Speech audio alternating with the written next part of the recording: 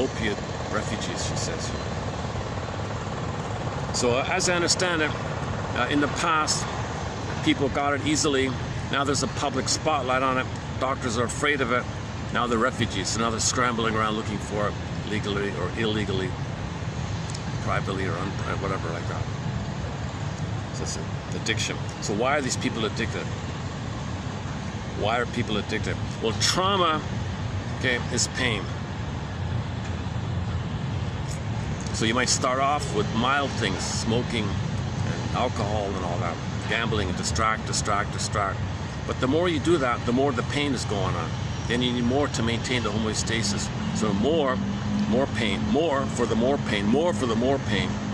And now you got the severe level, and now the brain is damaged, and now you're dependent on just keeping that kind of state. So once again, like that clip we played earlier by Miss Lemke, narrative. You want to metabolize your story, get to the present, understand lived experience. What she's saying, when she said that word lived experience, she says we want to admit that you're traumatized. You want to admit the lived experience, the felt lived experience, that yes, mother was impaired, she had emotional dyslexia, she had narcissism, she felt entitled, oh cunning tale, she didn't meet the baby's needs. And there's a pain about it, and when you tell your story, that pain comes up to you, and now you feel now what you couldn't have felt, know now what you couldn't have known, and this is called the working through narrativizing process. So you either narrativize or stay in the infantilized mode. Narrativize or infantilize. So people who don't search for the story, they're stuck in the infantilized mode, and they're just repeating.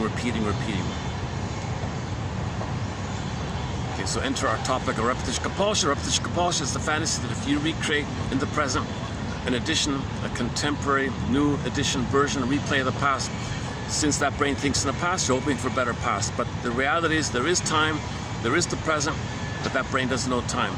So in the symbolic pursuit, disappoint. Symbolic disappoint. Okay, and that's the issue.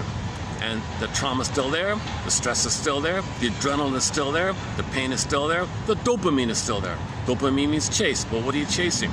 Okay. Originally the baby reached for mother's nipple, failed. Now you're chasing for something dramatic, more dramatically, romantically. For symbols of mother, it fails. Pain's still there. Chase, fail, chase, fail, chase, fail. Okay, now you're in this kind of mode like that. The enter her teeter-totter thing. If you're doing this too much, then on the pain, then in your pain brain, there's a side on the scale that's the gremlins keep popping up.